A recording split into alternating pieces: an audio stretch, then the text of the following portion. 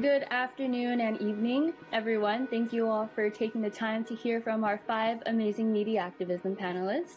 This event is part of Asian Culture and Media Alliance's webinar series, MediActivism.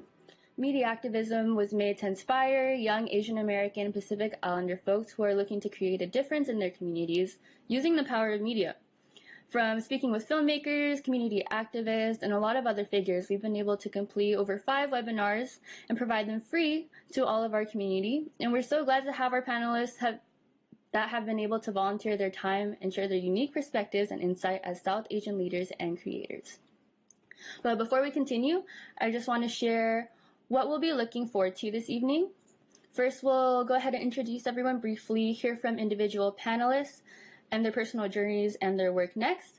Then we'll move on to a roundtable discussion where all panelists will be asked one question and be able to give their perspectives on that one question. And then finally, before we go, we'll show everyone's websites and links so that you can follow up and support their work as well. And without further ado, to start off introductions, my name is Jasmine Nauta, and I'm the Digital Marketing Coordinator here at ACMA. This webinar will actually mark just about 1 year of media activism, webinars, and panels, and I'm glad to say that I've been here from the very beginning, and it's an inspiration to hear from so many inspiring individuals. So another quick thank you to our panelists for helping us get this series started and keep it going strong. Now I'll go ahead and introduce Asian Culture and Media Alliance, or ACMA. ACMA is a nonprofit organization based in San Diego, California, founded to create a voice of awareness and empowerment for the AAPI community. ACMA hosts various programs, including the Take One Media Internship and Training Program, the Asian Voices television show, and the Asian Pacific Community Connection website. And now for our panelists, I'll go ahead and introduce Kaanchan. Are you there yet? So, hello everybody. My name is Kaanchan S Farkiya. I'm an educator, I'm a yoga instructor, and I'm Miss World Class Miss USA 2021. And I'm here, glad I'm here. I can hear you everybody on and off, but I'm very happy to be here now. Next, we have Nidhi Shastri from Chicago, Illinois, an activist and audio storyteller and creator of the award-winning podcast Model Minority. Can you tell us a little bit more about you and what you do? Yeah, for sure. First, I'd like to say thank you so much for giving me the opportunity to speak. I'm really excited to be here. As you said, my name is Nidhi Shastri. I am a podcaster / audio storyteller, and my podcast, Model Minority, Uniquely American, focuses on the struggles and stories of resilience within the African, Middle Eastern, and Asian diaspora, specifically in the United States. And so I have a narrative style podcast where we wrap in stories with facts and research. And then I also have a shorter sub-series about immigrants that are just their stories directly from them. Thank you. Next, we have Rita Sengupta, an actor, writer, and comedian from Brooklyn. Hi, everybody. Thanks so much for having me. I really appreciate it. As Jasmine said, I'm an actor, writer, and comedian. I'm based in Brooklyn, New York. I've been here for about 3 years now. Most recently, I was a part of Brown Girl Magazine's their first print anthology called Untold. I've also done pre-pandemic. I was doing a lot more stand-up comedy, sketch comedy around the city. Not doing it as much right now, but so I'm focusing a little bit more on acting and writing. But I have an upcoming short film. We're actually filming it in LA, so close to you guys on the West Coast. And we're filming it this fall, so it'll be a lot of fun. Thank you. Next, we also have Urvashi Pathania, a writer and director, and also a USC graduate. Hi, so glad to be here. So my name's Urvashi. I'm a writer-director based in LA. I graduated from USC a year ago, so still somewhat of a recent graduate. And I am a Blacklist and Google Assistant storytelling fellow, so I'm spending a lot of time hold away writing in LA. Awesome. And last but not least, we have Zainab Syeda, the interim executive director of South Asia Network.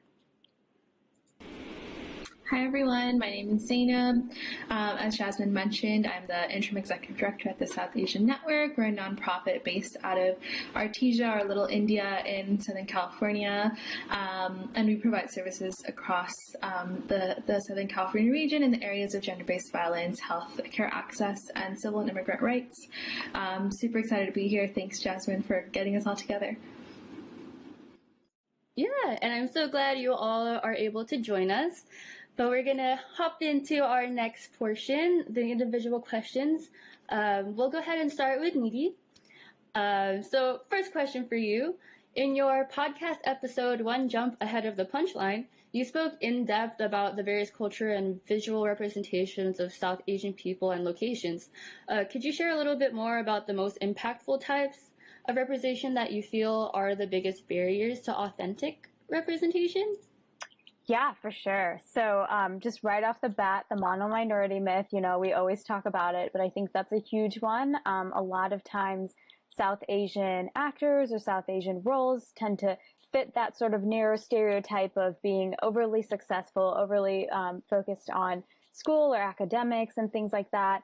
And then it's often combined with this other, misrepresentation of South Asians as fobby and weird. And so their accents tend to be the punchline or something like that. And so I think those are huge barriers to actual representation for us. And then in the episode, I also mentioned things like, the yellow filter upon South Asian countries, that's a huge barrier. And then also, I think there's a flip side of the mono-minority stereotype, which is the store owner, convenience store, barely speaks English type of trope that you also see Middle Eastern and South Asian immigrants sort of funneled into, along with, of course, the terrorist trope. And so I think all of those things combined make it very difficult to get some actual proper representation for a lot of South Asians in media. Thank you for sharing that. And another question for you. Many Asian Americans are actually trying to break away from the model minority name, as it brings false ideas of what it is being, or takes away from what it means to be an Asian American. Why did you choose to name your podcast Model Minority? Yeah, that's a great question. So the full name of my podcast is actually Model Minority Uniquely American. And the original thought behind that was like, okay, we have this trope and it seems to be this uniquely American thing where it's like sort of penetrated our society as like an entire stereotype placed upon our people. And I also think I think that it's important that we try to step away from the model minority myth and we try to expose why it's a myth. But I also think we can't do that without actually recognizing the term and actually recognizing the myth. And so I think part of putting model minority in the name was just to really show that okay, we're talking about this myth and we're naming it like it is. And then we're going to talk about all the ways in which it harms us and the ways in which it's false. Okay, that makes a lot of sense. All right. Next, we're going to go ahead and ask individual questions for Rita. All right. So you were selected as an author of the Brown Girl magazine anthology Untold, Defining Moments of the Uprooted. And it brings a lot of aspects of identity and South Asian experiences from a lot of different places that can be sometimes difficult for a number of folks to talk about. Can you give a little preview about what you're able to share and what part of being part of that anthology meant to you? Yeah, definitely. So just kind of give a little bit of background on the anthology. I think there's 30, or actually I think there might have been 31 people, authors. So there's short stories, they're all creative nonfiction stories. And they had it separated by various topics of relationships, identity, things like that. So for my short story, I talked about my coming out journey with my mom. And primarily just because a lot of times in TV and media coming out, not even just in the South Asian community, I don't know if I've ever actually seen a South Asian person come out on TV or media. Actually, that's false, but it doesn't happen a lot. But oftentimes that coming out stereotype is really, it's viewed as this singular moment, this one big experience. And that's definitely true. But I'd say for me and other people I've talked to in the community, it's definitely a continual process. So for me, I wanted to talk about that journey with my mom, who's very religious. She's actually a Christian Pakistani woman. And so her faith is very, very important to her. So she's kind of struggled with my sexuality, and but she's, still my mom, and, I love her very much. So I wanted to kind of showcase what that relationship looked like. So, but yeah, to be a part of the anthology was absolutely awesome. If you guys have a chance to pick it up or read it, I definitely recommend it. They're super short stories. Like, they'll literally get through them in like a minute. Like, but yeah, I think everyone else's story, I think it really touches on, as it says, these kind of untold things, moments and topics that we don't really talk about in the South Asian community. So if you're feeling like you're not represented on TV or film, pick up this book, because then you'll probably find a story that you can relate to there. Awesome. That's glad to hear that they brought so many stories together. Yeah, definitely. Yeah, so moving on to the next question for you. South Asian faces and voices are becoming more visible in mainstream media with stars like Mel Nanjiani, Kal Penn, and shows like Never Have I Ever on Netflix. Yet many of them still possess stereotypical characteristics, which still sometimes receive major critiques and negative feedback. Can you share a little bit on your thoughts on the progress of representation of South Asian folks and the necessary steps that you feel are needed to continue advancing that? Yeah, it's a big question. It's a big question. Yeah, I mean, I'd say off the bat, I think we are in a much better shape, than we were, maybe 30 years ago. We're actually having, South Asian people voice the characters instead of, have a white guy, make a accent and do it. So I'd say that's a step forward. But, that being said, I think there's still a lot more we can do. When I think about, like, I think an example that always comes to mind when we talk about like representation, I feel like, is Mindy Kaling. She's obviously like one of the biggest in our community in entertainment. And, I think where she started off, people give her a lot of criticism because, she had a lot of like white people in her show, didn't showcase a lot of representation in the beginning of her career. And I think it's important, like when we're talking about representation, I feel like it's really important to take into account where that person was in their career and also in that time period. I don't think Mindy talks about this a lot, but when she was first joined the Office cast, it was like 2005, and she was literally the only woman and person of color in that like writing staff. So I can't imagine how hard it was for her to kind of pitch jokes about her culture or her background. I can't imagine that really resonated with that audience. And so when she went off to make Mindy Project, I assume she had to kind of, almost suck up to these like white execs and staff just to get her show made. So I think I tried to take some of that with a grain of salt when I talk about representation and things like that. But, I think she's obviously has a lot more power now, and she's made Never Have I Ever. And I'll be honest, I haven't watched the second season, so I don't know how things go. But, I think she's starting to be able to use her power more, and I think she's starting to recognize that more, which is great. And yeah, I think in terms of just like advancing representation going forward, I think the most important thing is for, everyone just to be kind of true and genuine to their own story. I think a lot of people get caught up with like, oh, this isn't representative of like how I grew up or my story or all of this stuff. And I think we should have to remember we're like a community of like 1 billion plus people. And so I feel like it's hard to like perfectly represent every single person. And as long as you're, authentically representing your own story and also like not, hurting other communities in the process, I think that's at least a few steps forward. So we'll go on and move to our next individual questions for Urvashi. Yeah, so the first question for you that we have is, as a filmmaker whose identity played such a large role in a lot of your stories and your past work, can you share a little bit on what inspires you and how you've chosen your stories in the past? Yeah, for sure. So I like to draw from, real life experiences often. I love writing about South Asian culture and about, the stories that I wish I had seen on screen. So I think that can that can come out in many different ways where, you know, it's just the lead is South Asian, but the story doesn't really have anything to do with being South Asian. Or it can be, like my thesis film is about an Indian American girl who goes back to India to scatter her mother's ashes. And that's where sort of being Indian is sort of central to the story. So I try not to play into any sort of ideas of what I think people want to see right now, just, you know, what is moving me and what feels important to me, because making a film is really hard and expensive and takes a long time. So I have to be really passionate about it because it's going to be a big commitment. So yeah, I just try to think about, you know, if I'm going through a breakup, like I'm going to write about it. If I'm going through, you know, death in the family, that's what I like to write about. So being South Asian is, you know, it's one part of my multifaceted identity, and that's how I would describe it in my filmmaking as well. I feel like that would mean a lot to a lot of our aspiring filmmaker audiences as well.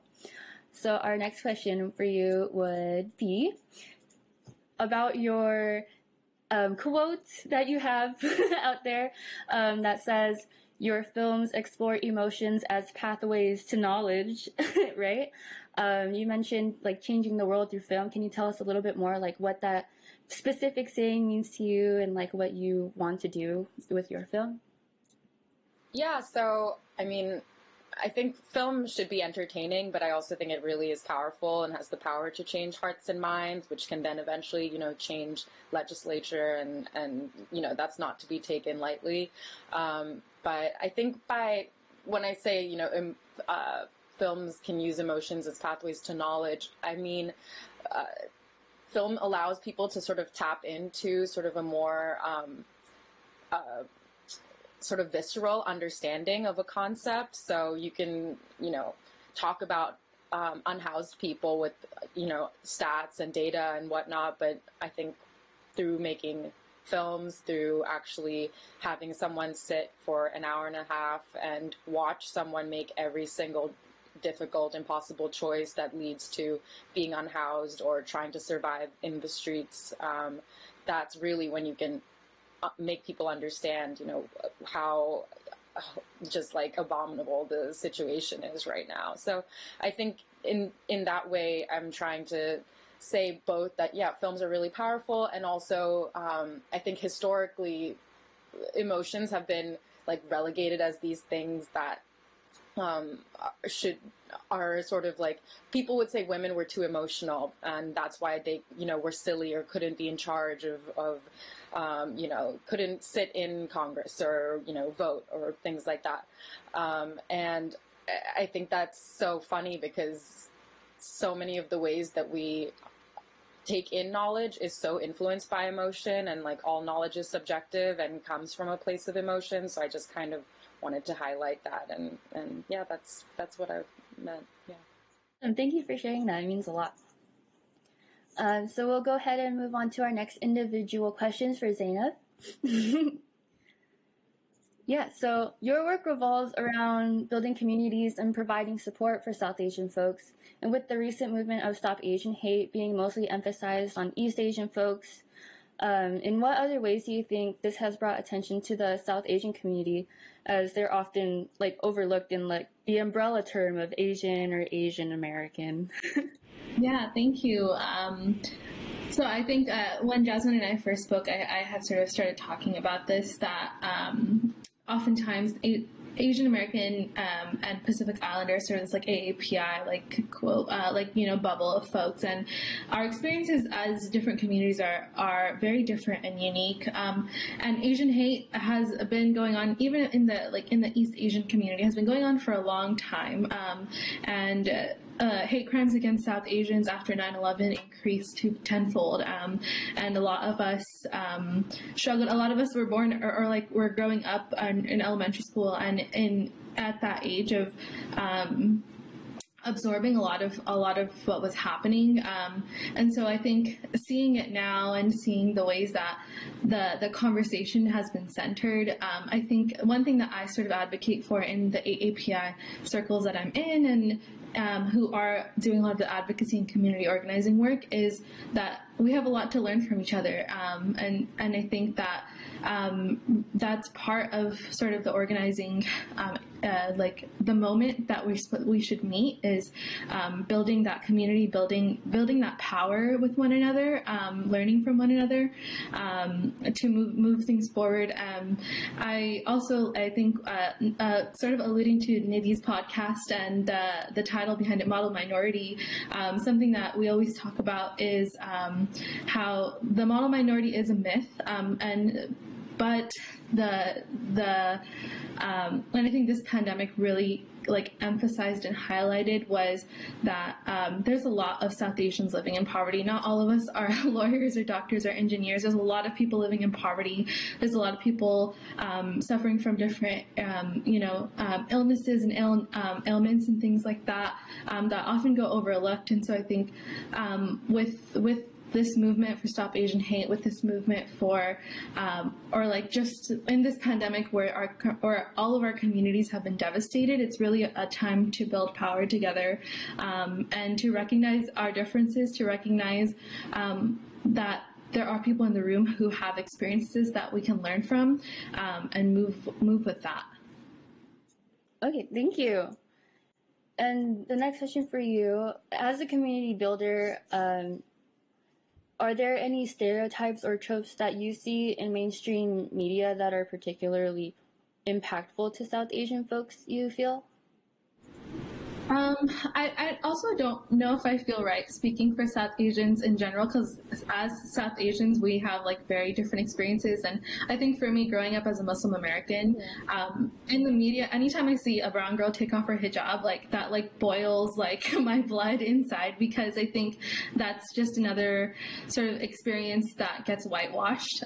And so I think that's something that I often see as a misrepresentation, that the hijab is oppressive, that folks, and also the other sort of stereotype that I often come across is just men who are sort of backwards, who are silly, who are sort of who have the accent, all of the things that they want to portray this uncle type of stereotype. All of those things come out, and it's disheartening to see that. I think thinking of the men in my life, and thinking of even the clients that come into our office, that's not something they'd appreciate or feel represented by. And so those are alongside with all of the other problematic things, that the terrorist sort of painting of a lot of Muslim men, or even just men with beards, there's all of that too. So yeah.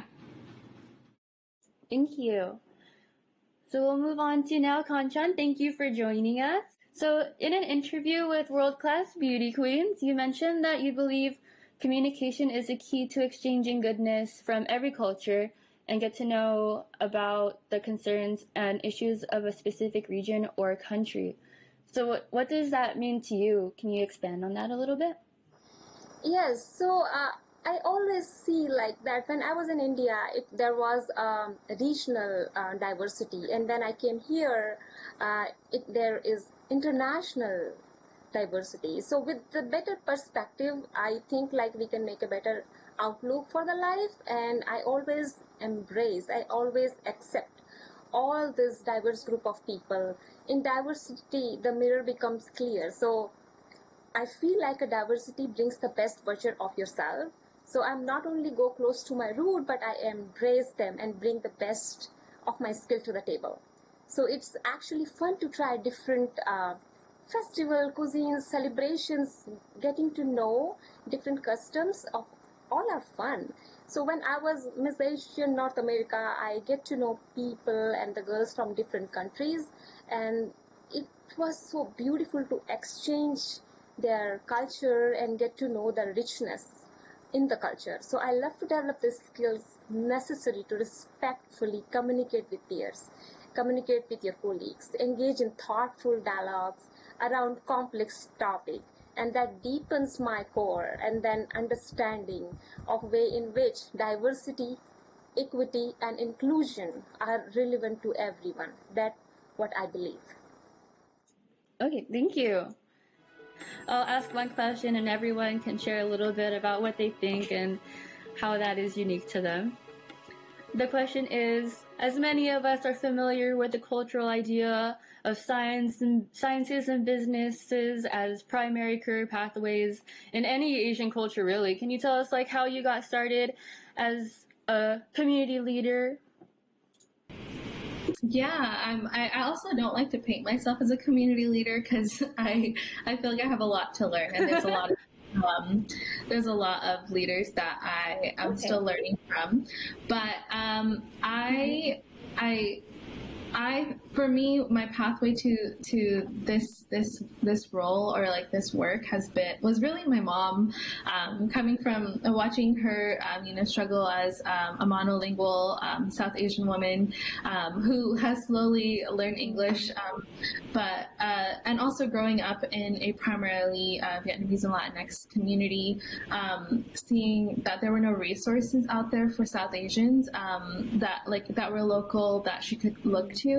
I found it as sort of not my duty, but I just felt like it was a sense of, well, there's not a lot of people doing this work, and I feel like it's necessary work, so I wanted to get into it. I also just really enjoy meeting people, learning people's stories, and just doing helping out where I can, and so that's sort of how I've gotten there.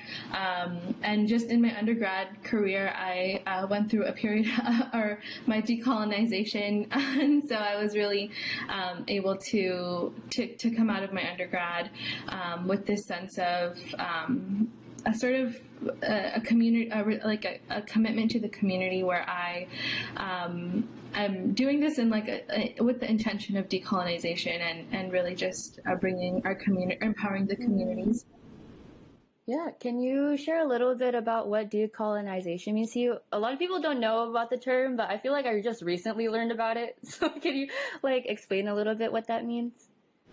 Yeah, so I think that there's a lot of this sentiment of sort of making yourself palatable to the mainstream, making yourself palatable to like the white folks, and trying to resist that, trying to also just resist this overall sort of sentiment of we our parents immigrated here. We owe this country our lives, and we owe all of these things. When this country, as we've seen, it's a broken system. There's a lot of things that need to be worked on, and so that's also part of what my intention or my thoughts are behind decolonization.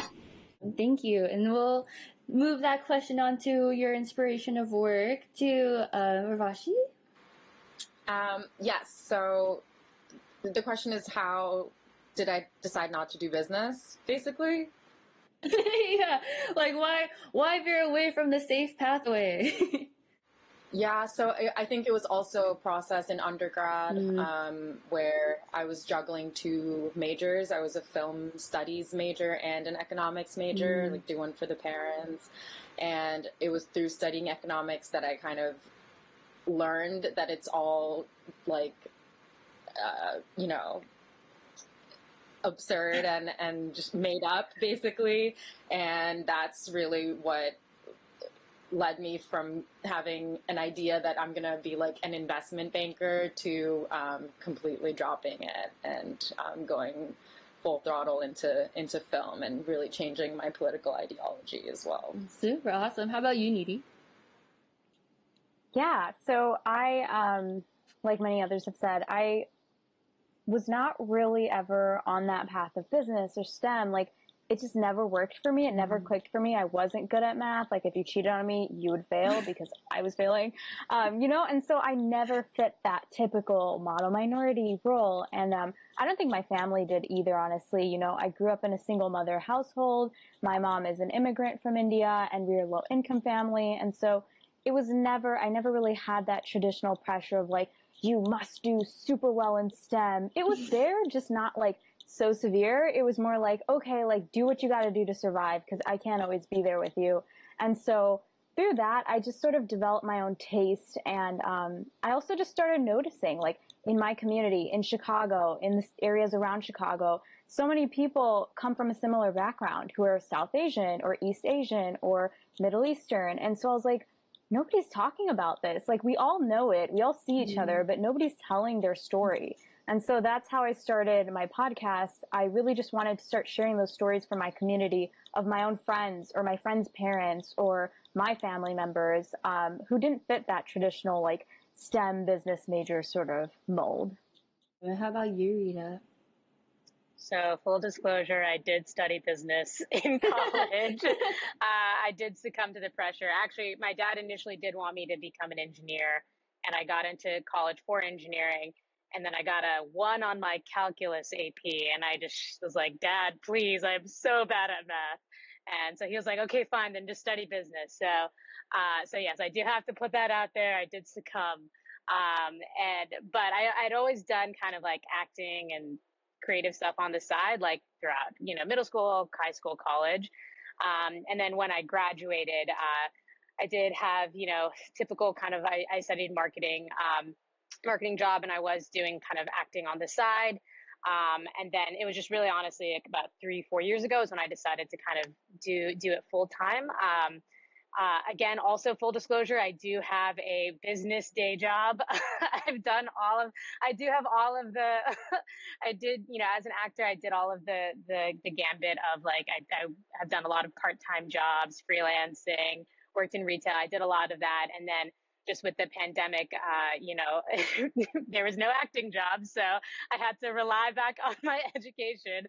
And unfortunately, my dad was right. I do have to give it to him. So that did kind of come through clutch in the pandemic. So I do have a marketing day job, but it's remote, and it's been, I would, if there's any, aspiring actors out there, and if you do kind of come from like that kind of background where you can have a flexible day job like that, I mean, it's been really great for me. I'm still able to go on auditions and shoot and things like that. So for me, it's worked out. I think it's just, even if you have that kind of traditional path, I think, however you can fit in whatever your creative, pursuits are, I think there are ways to kind of blend them.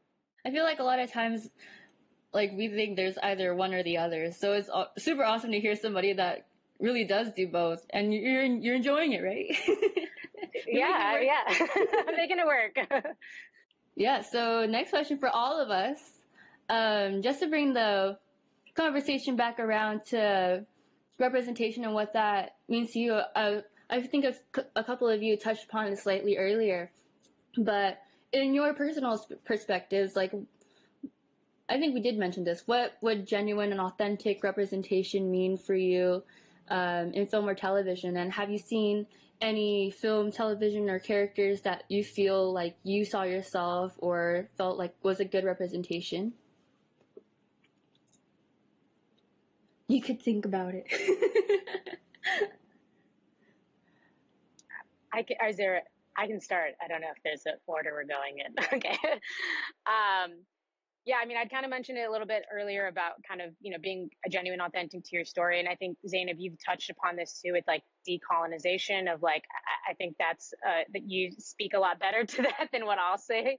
But I think not like white splaining your work, I think that is really an advancement to the kind of stories we're going to tell.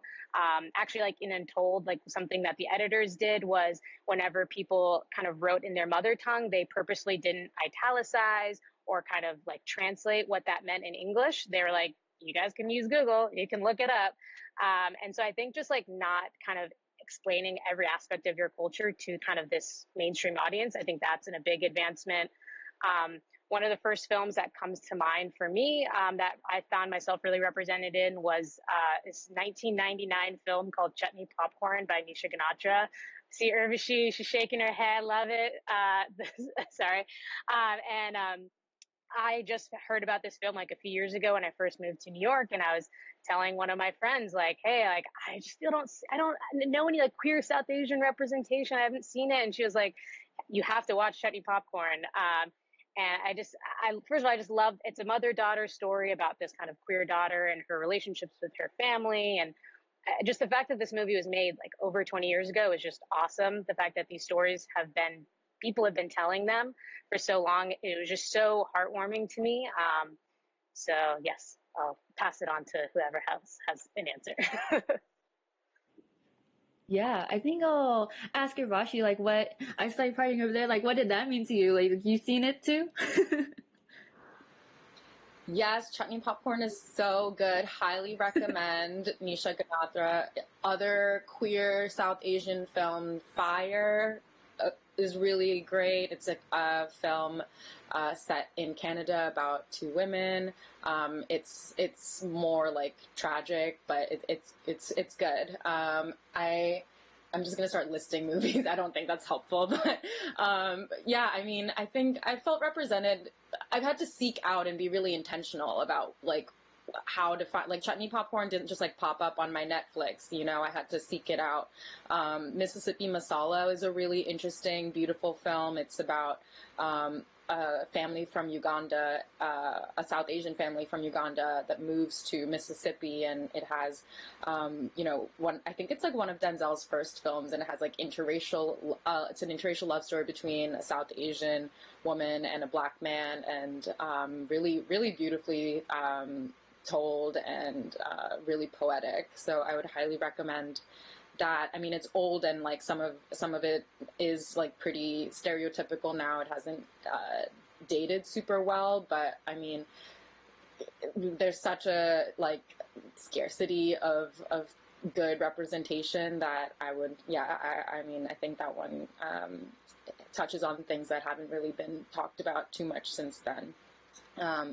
But yeah, I feel like finding good representation doesn't always mean finding representation in a South Asian story. Like, I loved, like I relate to like BoJack Horseman, you know, like that's not like a South Asian character, but trying to find, you know, aspects of your personality that are represented in other TV shows, and knowing that people from other cultures do the same, and like people who aren't South Asian are watching like Never Have I Ever and like absolutely love it, while some people are South Asian and watch it and like don't get it at all. So yeah.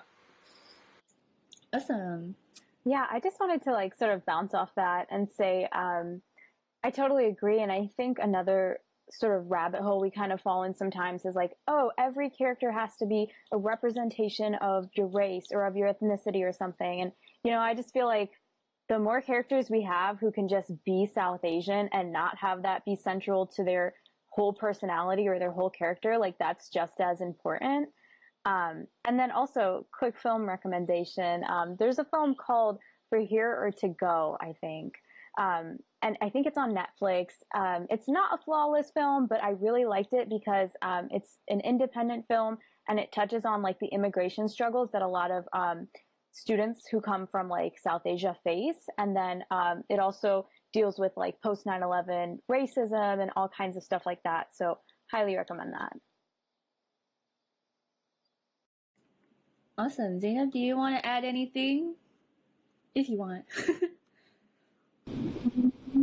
So full disclosure, I'm like terrible at movies and TV and anything like that. So I'm like on the wrong panel right now. But I appreciated what Urvashi said about like finding representation in TV shows and things like that are not from your community.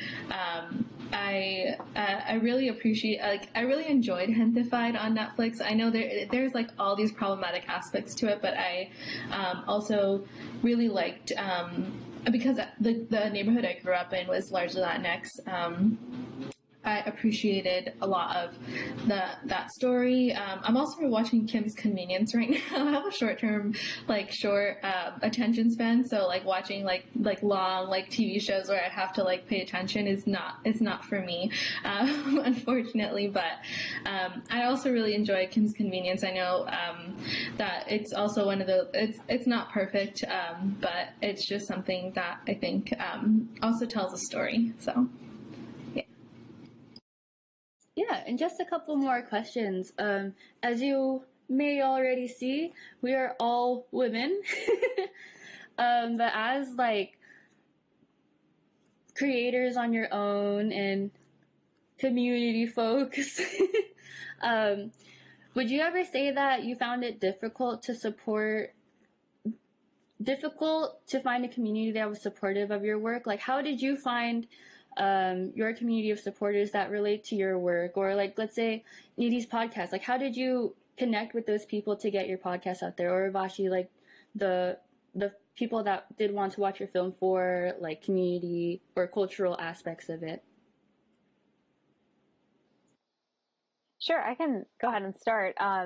So in terms of finding the guests on my podcast, I actually started in my own community. So I was going to school at the University of Illinois, Urbana-Champaign. And so I reached out to the Asian Studies Department and the African Studies Department, and I had two professors who came on and actually told the facts that they knew from their studies and research about the struggles that our communities face. And from there, I started interviewing my friends. Like I had tons of international student friends from like Taiwan or Dubai or India. And I just started interviewing them and talking to them about their story. Like, hey, what's it like knowing that you need to get a job as soon as you graduate? Otherwise, you could be deported. Or what's it like having to deal with all these citizenship questions every time you come into the country to go to school? And then I went back home to my community in Chicagoland and started interviewing people there and asking them like, hey, like, what's your story? You know, I know you grew up just like me. Can you share that experience just out loud for everyone to hear? And I think as long as you're telling your story and you're like being confident in your truth, like the people who vibe with that will sort of flock to you.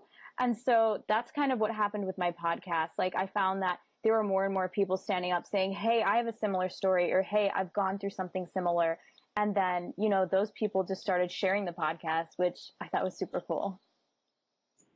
Yeah, I feel like for a lot of people that want to start something, they never know really where to start. So for like a lot of the audience members that would watch this that want to go into media or want to create something for themselves, it's kind of like intimidating to feel like, I don't know, where are my supporters? Where can I find them? Kaanchan, you've taken on so many different roles. You're an educator, nonprofit executive, yoga instructor, even a leading actress, right? Can you tell us like a little bit about the differences you noticed in the film and television industry when you came over here as opposed to back home? Of course, there is a difference because in India there are several movies and then TV series they are making like in every day they make, like every week they release. So yeah, when I was 19 or before, I used to be a lead actress in the local television in India, and I really enjoyed that time. So but when I came here, it's a different place. The different country has a different structure in organization. So I feel like it's beautiful when you attune to the values, beliefs, attitude, and body language of people from different countries and culture. And I learn, and I did some education here as well. So for me, coming to US was to live a simple life with my family. However, talking to people with different background. That not only make me appreciate my journey, but their journey as well, and be humble and kindful for it. So I learned how to develop my cultural intelligence and evolve best practices for managing and leading effectively across cultures. So there's a great difference in industries, but there's always fun because I always see the beauty in everything. Yeah. Thank you for sharing, and we're running out of time, so just like a few more questions for all of us. We have one question from our chat box. The question is, what do you believe we can do to have more South Asian women representation in TV and film? And that can be for anyone, but would anyone like to start? You can think about it first too. It's what can we do to have more South Asian women representation in TV or film? I think if I can go, I mean, for the young people who are watching this, I think when I was younger, I was dissuaded from going into film because it seemed so like such a perilous journey that was like impossible, like, and you know, the chance of success was like zero. And I only imagined like I'm either going to win an Oscar or I'm going to be like, you know, in living under the poverty line. And I think to sort of like demystify what it even means to go into film, just so we can have more people, more South Asian people going into film, becoming actors, writers, directors, creating content on, social media and, through like more traditional channels. I think that's a great way to increase the representation. And I feel like I was so surprised when I entered the industry that there are opportunities there, and there are all kinds of careers people have, different kinds of jobs. Like you can be a sound mixer. I didn't know that when I was 18. Like there's so many things South Asian people can be doing in film. And I think just like spreading the knowledge that there's more than 3 careers open to us is important. Yeah, I'll kind of piggyback off Urvashi a little bit. I think very commonly people always think like, oh, like be a filmmaker, writer, actor, like these, types of, this is what it means to be in entertainment. But I think to actually get more representation, I think we actually need more people, like not only like behind the camera, but just even like behind the camera. Like what I mean is like more like representation in like casting departments and agents and managers, like these types of people that have, decision making, power. And obviously I can only speak in terms of the acting world, but a lot of casting directors are white, and so sometimes they will have a bias towards like, oh, I don't know if like a South Asian person can play this, and that obviously furthers stereotypes. So I think if we have more diversity in casting, also in like agents and managers that represent those actors, it gives them opportunities that they normally, wouldn't have. So I think that's another way and another avenue. Yeah. Would anyone else like to add to that? Yeah, I would say when everybody thinks that the people in the world are same, we are human beings beyond the nationality, ethnicity, and the gender variations, all those things, we need to deep down, we all unified by having the same core value. And that's called the humanity. If they think like that way, we express it differently, we show and we process them differently, but we do believe in the same core value. If everybody think in this way, I think the world is going to be very beautiful. In the end, when we accept diversity, the ignorance we have is gone. The misunderstanding and then misconceptions, they will be gone. So the feelings of brotherhood and internal peace is the best feeling for me, actually for myself. But yeah, so anybody, South Asian or people from any nationality, they are human beings. They have talent. If you have talent, beyond anything, you have talent, they should be accepted, right? So that's for me. That's what I think. Yeah. Okay. We have a couple more. Before we go, I think they're nice ending questions. One is there any online community, online networking platform where South Asian women, South Asian creators in media and entertainment you could recommend to connect with one another or find their community of supporters? There's a group that I'm a part of called Third Eye Co. And you can look them up on Instagram or Google Third Eye Co. But yeah, it's a group of, it's just women. It's not just limited to women, but more focused on like women and non-binary folk. And so yeah, it's for all types of creatives, not just in the entertainment industry as well. Yeah, I was gonna say that there's a Facebook group called South Asian Punks. It's everyone. It's not just women only, but that's also a really good space to connect and network. And there's a lot of people on there in the media as well. Awesome. Kaanchan, were you gonna say something as well? Yeah, I can say like if you're talking about the communities, there are different groups. I saw there are film actor and actress. And there is a director, I forgot the name of director, and she's so good. She is half white and half African American, but she is advocate for all ethnicity people. Like, she's so nice. See, I just admire her. I can say, yeah, I really admire her thoughts and everything. I can connect. I can give the name at the end of this conversation, this webinar. Yeah. Yeah, I can follow up with you on that later. Yes. Yeah. So that's a Awesome. great opportunity where you can definitely join, and they will only see your talent. Yeah. And one last question to leave us all before we go, before we conclude. Are there any quotes or words of wisdom that you'd wish to share with our viewers who are looking to support, uplift, and empower South Asian voices, or women that want to grow themselves as creators or leaders? I would like to say that that oftentimes as South Asians, we're the only South Asian voices in the room, and it can be uncomfortable, but we have to sit with that discomfort in order to break those walls down and break those boundaries.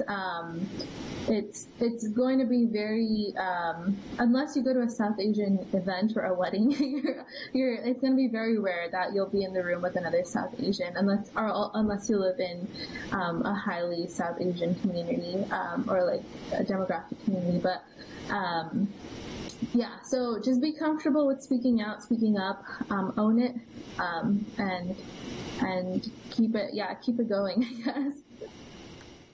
Briefly, anyone, just any words of wisdom or quote? Yeah, I can add something. So I can say, like, around the world, the most important is inclusion. When we are in South Asian or any Asian people, inclusion is very important. It's about the shifting to a more globalized mindset and expanding our definition of what teamwork and leadership can look like. So we need to be looking at how and why the authentic, unstrained, and conversation to look deep into the barriers that cultural minorities faces nowadays, right? So we need to look at the real strength in our differences. I think it's beautiful when you see the strength in everything, and the most important thing I would say at the end, that when you spread that outside collectively, that the positivity and then a friendly environment, we make the society we live in more strong and more peaceful. Thank you. And would anyone like to leave any words before we go? I can jump in really quick. Okay. I just wanted to say I second the Facebook thing. I'm part of a few Facebook groups for like Asian people in media. So definitely check those out. I'm willing to share. And never underestimate the power of like cold calling or just cold emailing people, because I have done that so many times. Like half of the guests on my podcast are people who I cold emailed or like cold message after reading their piece in the New York Times or CNN or, no person is ever like so huge. Okay, well, there are some people, but I found with like the South Asian community, there are so many South Asian women who are just like so willing and so excited to talk to you, and they'll be a resource to you. And I think that's true for like the broader Asian category too. So yeah, even to me, like if you want to talk to me, like just shoot me a message on LinkedIn or on Facebook to my podcast page, and I'd love to like help. So always cold email if you can. Awesome. And I think that's all the time we have. We went a little bit over. But thank you everyone for participating. Be sure to visit their websites and our website and social medias to keep up with their work and see what they're doing, and also for our future webinars and other media programs. Thank you. Thank you everybody.